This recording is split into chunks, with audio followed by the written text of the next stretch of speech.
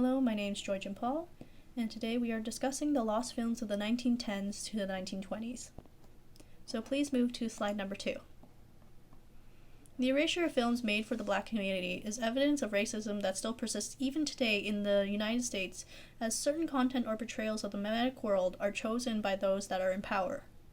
So, for example, in Hollywood, there is a trope known as the funny black guy where they would only be there for funny one-liners and wouldn't be significant for the rest of the film.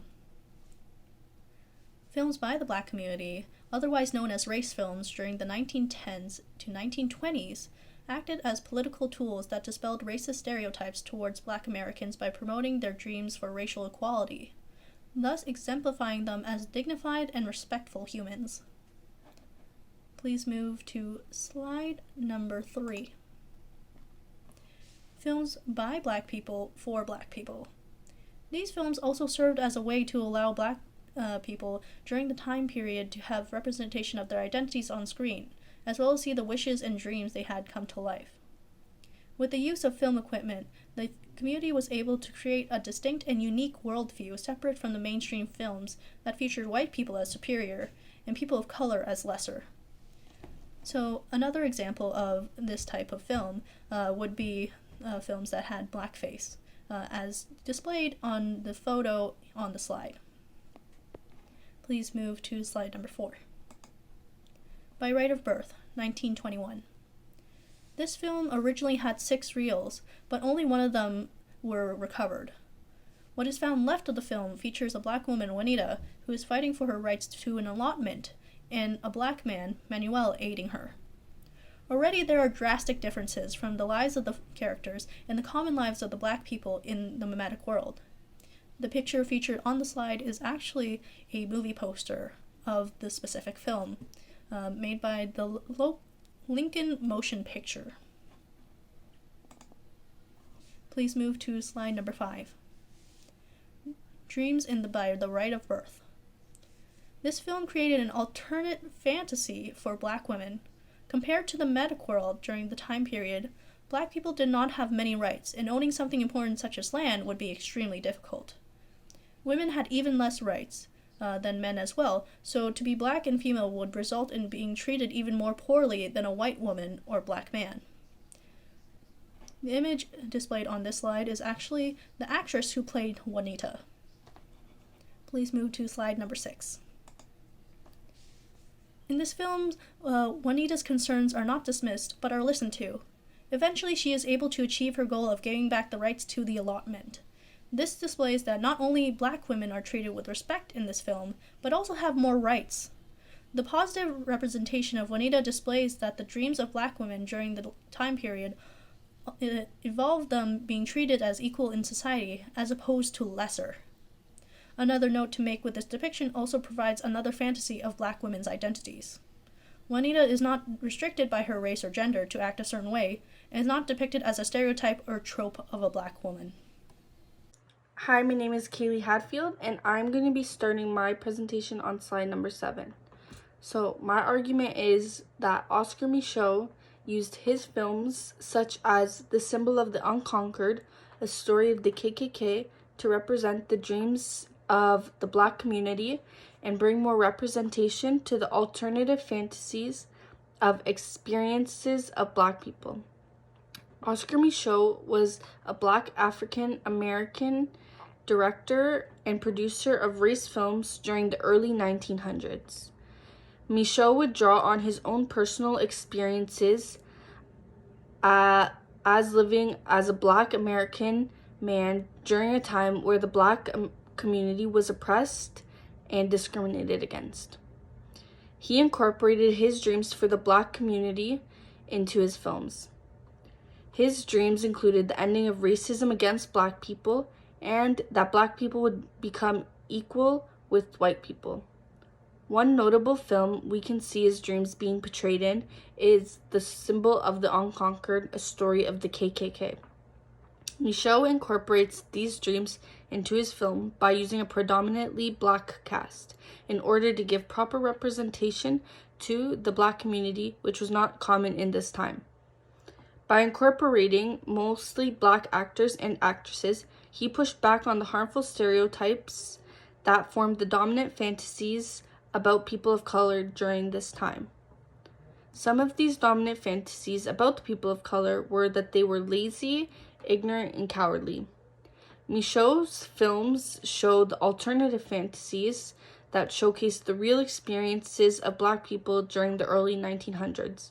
This gave people of color a chance to relate to films because there was not many films at the time that incorporated the experiences of black Americans in a true and authentic way. I'm now going to switch over to slide number 8. So he used his films as a way to share his dreams for the black community. In this way, we can see that the person is political. Oscar Michaud incorporates his personal experiences in his films, and in doing so, he's making a political statement about the racism in America during the early 1900s. His films affected people on a larger scale that was outside of his personal life and personal experience. Michaud's films were a huge step forward for black people in the film industry. He led the way and created space for many other black filmmakers to tell their stories and tell the stories of others. His work in the film industry is still celebrated today, and recognizing his accomplishments and changes he made for the black community. Thank you.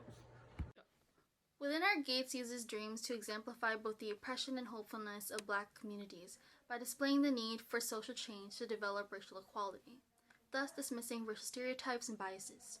To analyze my film, I decided to use the critical skill of analyzing the text contextually to understand the social and racial situation of black Americans in the 1920s and its relationship to the film. In the film, Sylvia Landry's dream reflects the oppression experienced by her identity as a black individual, suggesting society needs to overcome racism to develop social equality among blacks and whites. For example, Landry's dream is to fundraise money for a poor rural school in her southern community. Since Landry's dream is to raise money, her dream expresses the increased poverty in the rural South, which is experienced by most black Americans in the 1920s. This poor socioeconomic status relates to the racial inequality in the South, since most black farmers in the South were sharecroppers and lacked some resources and wealth, since they were required to pay for the harvested crops on the farms of white landlords. As a result, Landry's dream to fund the poor school expresses the poverty and racism towards black communities of the 1920s. Also, the dreams of black people in the film reflect the historical violence experienced by racism and the need to overcome racist prejudices to value the humanity of other people. For example, in the dreams of the character Ephraim, it displays that he's being hanged by a lynch mob. In this situation, Ephraim's dream relates with Landry's own experiences as a black individual, since her parents were violently murdered by white Americans. Ephraim's dream also corresponds with the racial situation during the 1920s in the southern United States, given that extreme violence towards black Americans occurred after the emancipation of slavery also. Another example would be the dreams and memories of Landry's friend, Alma. In this sequence, Alma tells Dr. Vivian about the lynching in Sylvia's family and how Sylvia is a victim of attempted sexual assault. According to Diana Circolo, she indicates that Michaud's narrative technique attempts to show that historical events are not contained in the past, but continue to live in the dreams, thoughts, and memories of black people. Circolo's claim relates to this section of the film, since it displays that historical violence in Sylvia's family remain present in the dreams and memories of black people in her community, such as Alma. As a result, this sequence conveys the current and past violence experienced by black Americans in the 1920s by racism and prejudice. Lastly, the behavior of a black character within our gates displays the dreams to be perceived positively by white Americans. For example, in the film, Sylvia is portrayed as an educated black woman. By characterizing Sylvia as an intellectual, she challenges dominant fantasies of black people during the 1920s, which were usually portrayed as ignorant or violent. This positive portrayal of Sylvia exemplifies the hopes of black Americans for equality among white society, suggesting the need to rethink social prejudices to embrace equality. For the most part, Michaud's decision to portray Sylvia as an educated and intellectual person corresponds to respectability politics.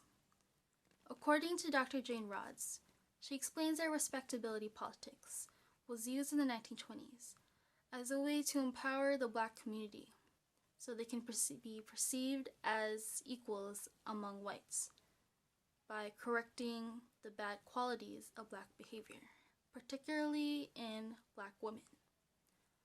As a result, the dreams in this section provide an alternative fantasy of black women to the white community, but also introduce a new dominant fantasy about the expectations of women in the black community. Overall, this is how dreams in Within Our Gates exemplify the oppression and hopefulness of black people in America in the 1920s. Hi, I'm Aziz. So I'll be talking about the movie Django Unchained, which is a movie that emphasizes on the concept of slavery in the United States. So it's a happy ending story, but caused many deaths too. So going through a stressful journey, Django ends up by achieving his dream, by getting his freedom at first place, and having his wife, Bumhida, back. So, but the more you go in the movie, the more the question raises.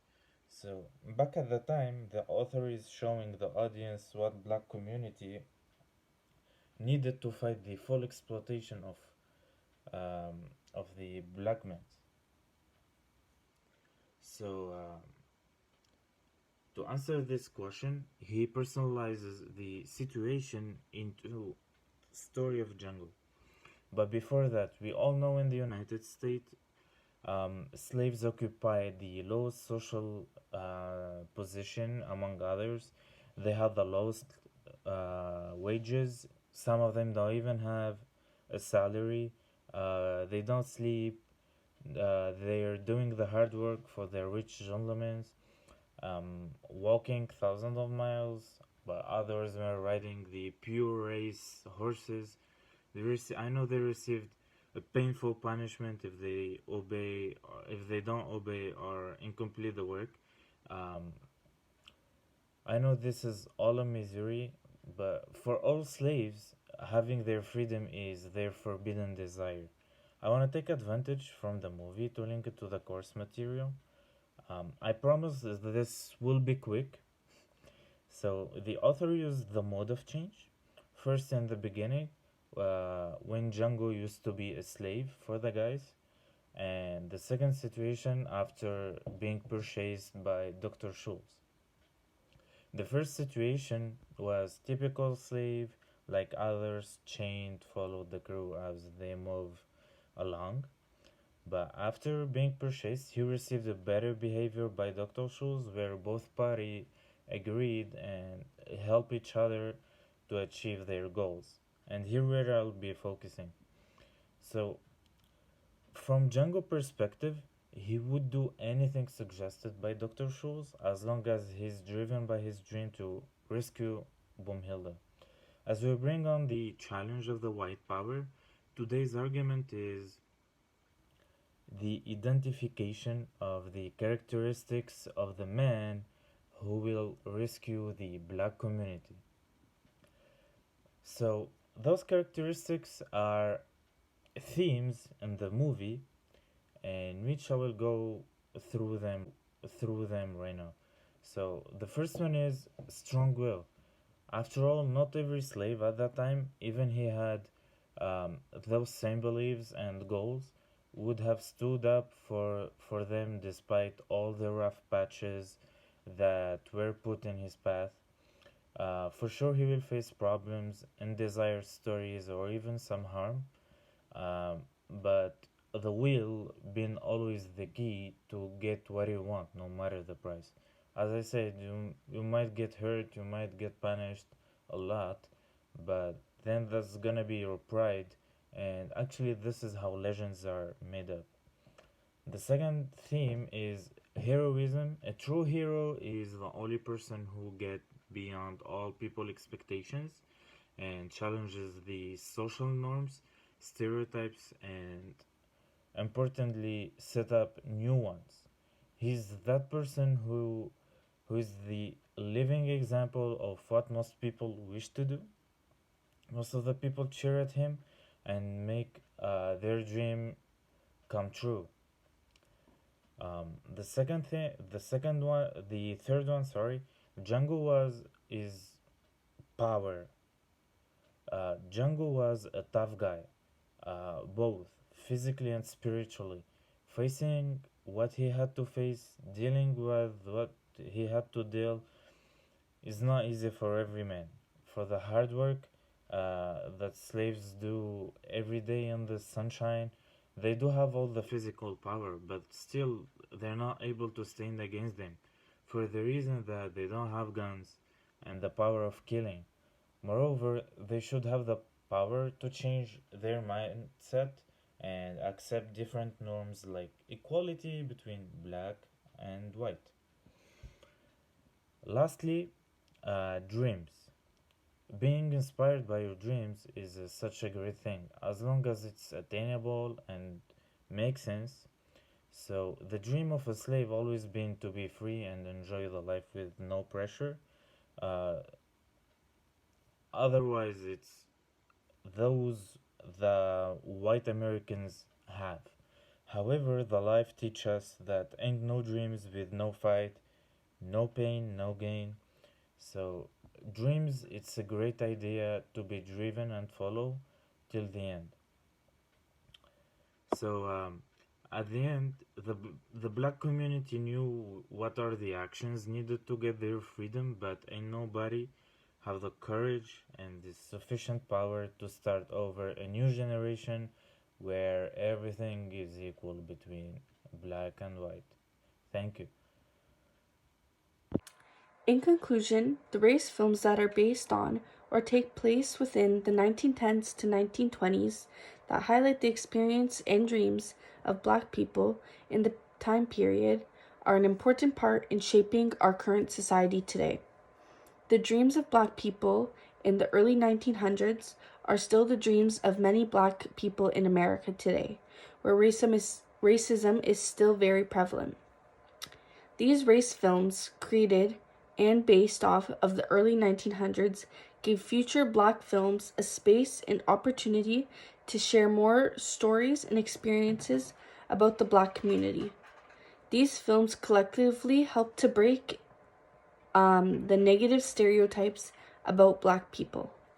These race films are a small effort to showcase the alternative fantasies of Black people in hopes to stop racism against the Black Americans. Thank you for listening to our presentation, and that is all.